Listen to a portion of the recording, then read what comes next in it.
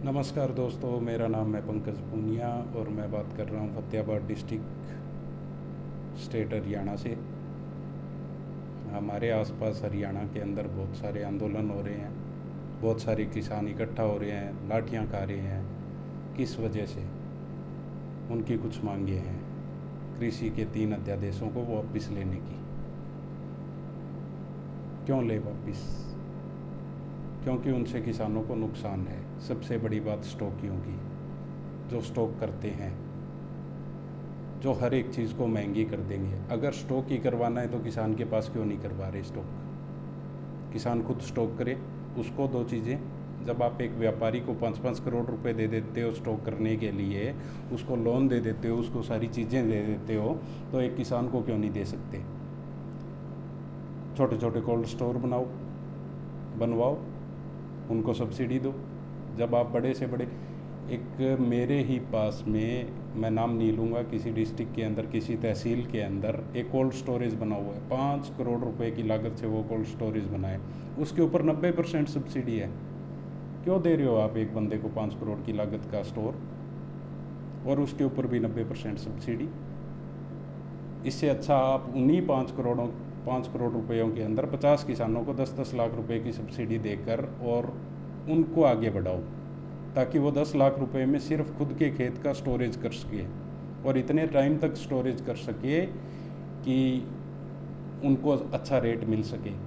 जब मार्केट के अंदर उन चीज़ों की डिमांड हो, उनको अच्छा रेट मिल सके। ये तो आप कर नहीं रहे। बड़े बड़े उद्योगपतियों को आप दे रहे हो लोन, सब्सिडी दे रहे हो, और जो बचा कुचा है वो भी माफ़ कर दे रहे हो। उसके अंदर भी सारा का सारा घाटा किसान को ही होता है। कौन कहता है किसान टैक्स नहीं भरता, टैक्स फ्री है? एक वीडियो बनाऊंगा मैं इस पे भी। आज मेरी पहली वीडियो है और इसी के अंदर मैं कुछ एक पॉइंट रखना चाहता हूँ जो किसानों के हित के लिए है। ये जो आंदोलन हो रहा है तीनों अध्यादेशों के लिए, जो वापस लिए जाने चाहिए, वापस ना लो, इनको मॉडिफाई कर दो। किसानों की मीटिंग बिठाओ जिनके अंदर किसानों को बुलाओ, ना कि नेताओं को। जो MP MLA बने बैठे हैं, उन्होंने कभी खेत में जाके देखा है कैसे काम होता है? कभी जाके खेती की है? वो क्या डिसाइड करेंगे किसान को क्या चाहिए क्या नहीं चाहिए? वो होते कौन है डिसाइड करने वाले? उसके बाद जो अध्यादेश लाए गए हैं, एक दूसरे की मंडियों को ख़त्म कर रहे हो आप लोग। मंडियों को ख़त्म कर दोगे, लोग खरीदेंगे कहाँ से? MSP है क्या? MSP आपने लगा तो दिया। MSP को आप मिनिमम सपोर्ट प्राइस कहते हो। एक्चुअल के अंदर किसानों को देखना चाहिए, असलियत के अंदर MSP मिनिमम सपोर्ट प्राइस नहीं है, मैक्सिमम सपोर्ट प्राइस है। गेहूं का रेट लगा रखा है 1925 रुपये, 1935 रुपये में हमारी गेहूं बिक रही है। वो मैक्सिमम सपोर्ट प्राइस है, ना कि मिनिमम सपोर्ट प्राइस। उससे ऊपर गेहूं नहीं बिकती है हमारी चौथे 5वें महीने में। जब भी अप्रैल में मार्च में हमारी गेहूं आती है, पंजाब और हरियाणा और UP के किसानों की, उससे ऊपर गेहूं नहीं बिकती है, उससे नीचे बिकती है। मिनिमम कैसे हुआ वो? ये तो मेरी आज तक समझ में नहीं आया। MSP लगा दिया, मिनिमम सपोर्ट प्राइस। वो मैक्सिमम सपोर्ट प्राइस है, उससे नीचे बिकती है। धान आते हैं, परमल धान आते हैं, जो कि UP के अंदर आते हैं। UP में 1000 से 1200 रुपये क्विंटल बिकते हैं वो, और मिनिमम सपोर्ट प्राइस क्या है? 1700 रुपये के आसपास। पंजाब और हरियाणा में लड़ झगड़ के वो रेट ले लेते हैं, लेकिन वो मिनिमम सपोर्ट प्राइस नहीं है, वो मैक्सिमम सपोर्ट प्राइस है। ये बात आप लोग समझ क्यों नहीं रहे हो? ये मेरे किसान भाइयों को भी नहीं पता है कि ये चीज़ क्या है। ये सरकार लगाती है, इससे ऊपर रेट ही ना जाए। जब स्टॉक कर लिया जाता है गेहूँ, चावल, सब चीज़ें, तो उसका क्या होता है? उसके बाद में रेट बढ़ते हैं। जब किसान बेच देता है उसके बाद में तो इनके रेट बढ़ जाते हैं। गेहूँ 2200 रुपये, 2300 रुपये, 2500 रुपये बिकने लगता है। चावल निकलने के बाद बिकता है। परमल धान लेते हैं 1700 रुपये, उसके बाद में उसको निकालते हैं, 60% 70% चावल निकलता है। उसको फिर बेचते हैं मार्केट में 40 रुपये, 50 रुपये के रेट से, 40, 45, 35, 40।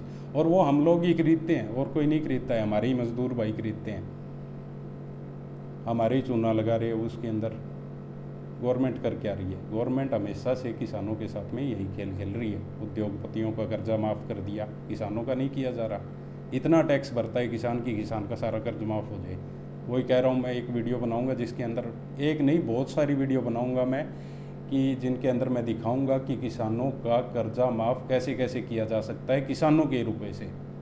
किसान कितना पे करते हैं गवर्नमेंट को, उससे कितना कर्जा माफ़ किया जा सकता है, सारा का सारा कर्जा माफ़ किया जा सकता है। और गवर्नमेंट अगर टैक्स ना ले, खाली डीजल पे टैक्स ना लो, बाकी छोड़ो, खाली डीजल के पैसे से, खाली डीजल के अंदर जो टैक्स लिया जा रहा है 50%, 60%, 50%, 60% जितना भी लिया जा रहा है, अगर खाली आप वो ना लो तो भी बहुत ज़्यादा फर्क पड़ता है किसानों को। क्या रेट लगता है, जब भी किसान का काम आता है डीजल के रेट हाइक हो जाते हैं, 10 रुपये से 15 रुपये क्यों हो जाते हैं पता नहीं।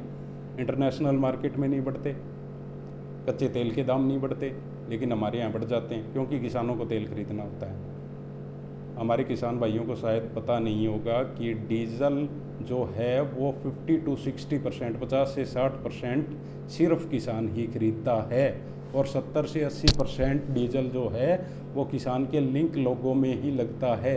जैसे अनाज का इधर उधर आदान प्रदान, खाद्य वस्तुओं का इधर उधर आदान प्रदान, वो सारा का सारा किसान ही यूज़ करता है, या किसान से जो भी लिंक्ड व्यापारी हैं वो यूज़ करते हैं, उनसे हो सकता है। अध्यादेश ला रही हो आप, पहले वाले अध्यादेश है जो पहले वाले मिनिमम सपोर्ट प्राइस लागू अच्छे से, कुछ नहीं लिए, कुछ भी नहीं लागू है उसमें, मिनिमम सपोर्ट प्राइस लागू ही नहीं है, वो मैक्सिमम सपोर्ट प्राइस है। हर कोई समझो पूरे देश का मिनिमम सपोर्ट प्राइस 1700 रुपये के आसपास दानों का है, चावलों का है, लेकिन वो मैक्सिमम रेट है, उस पर मैक्सिमम बिकता है। गेहूं का रेट 1935 रुपये मैक्सिमम है, मिनिमम नहीं है। हमारे हरियाणा पंजाब में लड़ झगड़ के 1935 ले लेते हैं, लेकिन यूपी में, महाराष्ट्र में हर एक जगह 1200, 1300, 1500 रुपये में गेहूँ बिकती है, क्योंकि वहाँ छोटे छोटे ज़मींदार है, 1-1 किले 2-2 किले वाले, उनको ज़रूरत होती है तब बेच लेते हैं वो 2 बैग 4 बैग 8 बैग, और वहीं से ये व्यापारी लोग ट्रक भर भर के, मेरे सामने मैंने खुद ने देखा है, धान के टाइम पे धान के, गेहूँ के टाइम पे गेहूँ के, यूपी से, महाराष्ट्र से, हर एक जगह से वहाँ से गेहूं के ट्रक भर भर के आते हैं और सारे बिकते हैं टोटल। ये सब कुछ हो रहा है, ये सब धांधली हो रही है, सब व्यापारियों को बढ़ा रहे हैं, सब व्यापारियों को आगे से आगे, आगे से आगे इनको बढ़ाई जा रही हैं। यही तो दिक्कत है, तभी तो किसान बर्बाद हो रहा है। किसान के ऊपर पूरी मार्केट डिपेंड करती है, आप लोगों को शायद पता नहीं होगा। मार्केट में जाके कभी पूछना कि 2011, 12, 13 के अंदर किसान के पास कुछ पैसा आया था, क्योंकि उसे फसलों के भाव मिले थे।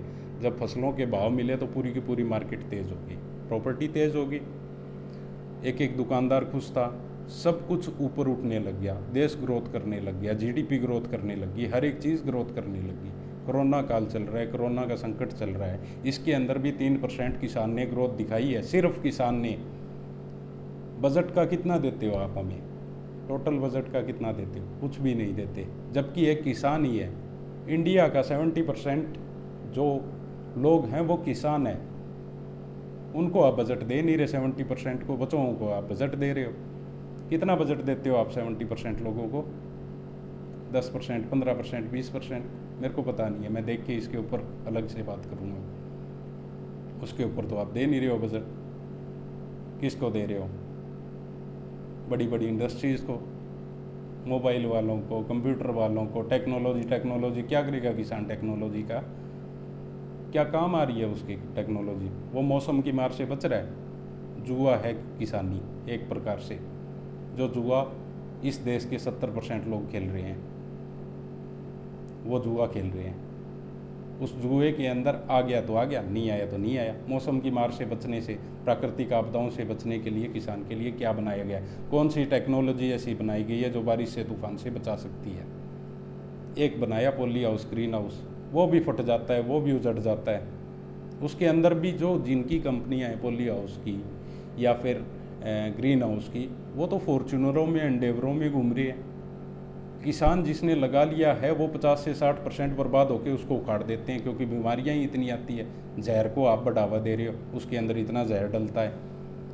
रही बात कॉन्ट्रैक्ट फार्मिंग की, कॉन्ट्रैक्ट फार्मिंग के अंदर होगा क्या? बड़ी बड़ी कंपनियां ले लेगी, डबल जहर डालेगी, डबल प्रोडक्शन निकालने के लिए। उनके साथ में शर्तें रखनी चाहिए कि आप करोगे तो ऑर्गेनिक करोगे, ताकि आम जनता के पास में ऑर्गेनिक फूड पहुँचे बिना जहर का, ताकि लोग स्वस्थ रहें। बड़ी बड़ी कंपनियां आएगी, उनको तो ज़्यादा से ज़्यादा माल निकालना है, ज़्यादा से ज़्यादा मुनाफा कमाना है, किसान से ले लेगी। चलो किसान मरा पड़ा है, वो दे भी देगा 40,000 50,000 रुपये कॉन्ट्रैक्ट पे दे भी देगा साल के लिए, लेकिन वो कंपनियां क्या करेगी, उसमें डालेगी ज़्यादा से ज़्यादा खाद, ज़्यादा से ज़्यादा DAP, ज़्यादा से ज़्यादा यूरिया, और वो सब का सब जहर हमारे ही अंदर आएगा।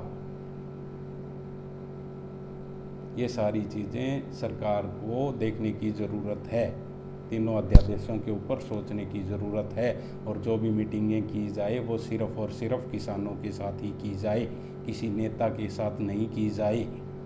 कुछ लोग किसान नेता बन जाते हैं, उसके बाद में वो किसानों को ही, उसी आंदोलन को ही बेच के खा जाते हैं। कितनी दुर्दशा है इस देश की। जिनको नेता बनाया वही बेच के खा गए। वो खुद किसान है, वो खुद किसान के बेटे हैं, वो सोच नहीं रहे हैं ये चीज़ें। ठीक है दोस्तों, फिर मिलेंगे। मेरा चैनल है किसान अन्नदाता नाम से, पिछले 5-6 साल से चल रहा है फेसबुक के ऊपर, अभी स्टार्ट कर रहा हूँ मैं यूट्यूब के ऊपर, मेरी पहली वीडियो है। कृपया करके इसको लाइक करें, शेयर करें, अगर आपको पसंद आई हो तो सब्सक्राइब करें, और कमेंट करें, मुझे सुझाव दें आगे से आगे मैं किन किन मुद्दों पे वीडियो बनाऊं। और मेरे व्हाट्सएप ग्रुप भी चल रहे हैं, जिनके ऊपर डेली की किसानों के लिए मंडियों के भाव डाले जाते हैं, रेट डाला जाता है फसलों का, अलग अलग मंडियों का, ताकि किसान बेटर से बेटर भाव ले सके अलग अलग जगहों पे बेच के। अगर उसके अंदर आपको ऐड करवाना है अपना नंबर, तो कमेंट के अंदर अपना नंबर डालें। धन्यवाद दोस्तों, नमस्कार, राम राम।